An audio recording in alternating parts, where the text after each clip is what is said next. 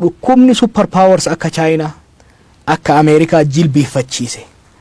Waan laaftuumi system ajaa'iba warra qabu warra nuclear bombiin osoo irratti qabuu taate irraa baraaramee deemuudhaaf qophii gahaa qabu dhukkubni kun hulaa cufsiisee jira jechuudha. Cal goorisiisee jira jechuudha. Nu biitii hiyyeettiin biitii ganama qursii nyaannee iraata nyaannuuf of shakkinu biitii namni kiniini xiqqaa dhabee dhukkuba xiqqaan kana keessa jirru dhukkuba kana qoosatti fudhachuu hin qabnu. Seriously ofeeyne rabbi waan dura dabarse yookaan garuu gaaga'ama biyya kanaaf uummata keenya qoosaatti hin fudhatina. Dhukkubni Ameerikaa hulaa cufsiise. Dhukkubni Ameerikaa kaabaa Awurooppaa hulaa cufsiise. Dhukkubni biyya akka China hulaa cufsiise. Kaagan hollachiise dhukkuba laafaa miti. Kun balaa hamaa laafaa miti. Kijiba oofamullee deemina nama gurraacha hin qabu. Qilleensa ho'aa keessatti akkas ta'a. Barbaree yoo nyaata si dhiisaa. Qullubbii adii yoo liqimsita. Kun kijiban dhaggeeffatina waan akkana. Waan ogeeyyiin fayyaa jedhan dhaggeeffadha akkaataa itti ofirraa eedan. Wanni hagammaa jechaa jiran maali? Namoota irraa fagaadhaa. Harka dhiqadhaa. Yoo shakkii qabaatan mana warra yaalaa bilbilaa odeeffannoo kennaa. Bakka namni baay'ate irraa fagaadhaa. Waan biraa keessa hin seeninaa. Yoo danda'ame deddeemuu odoo dhiise namni keenya. Qonnaan bulaan qonna isaa keessa odoo taa'e. Warri magaalallee wal keessa deemuu osoo dhiise. Cidhallee yoo yeroo taate yeroo biraatiif odoo dabarfate. Cidhallee yoo dabarfate. Walgahii immoo abbaan fedhe sin haayamu. Hin dhaqinaa walgahii.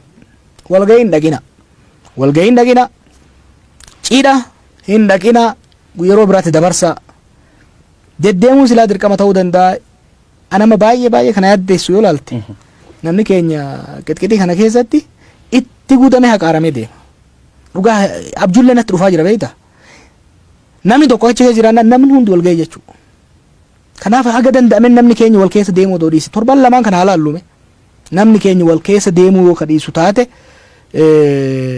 haga danda'ametti. Kana jechuun rifatee tasgabbaa'ee wanni biraan namni keenya ofirraa eegu abaluun kukkufaa kanaafuu rakkoo qabaa nama san irratti waa goona ta'uu hin qabu. Namni yoo kan shakkamu taate mana yaalaa bilbilee ogeeyyiin fayyaa waan kana akka itti handle godhan waan beekaniif namoota sanitti warra ogeeyyiitti geessuu malee walirratti illee gamuun wal jibbuun quba walitti qabullee hin barbaachisu.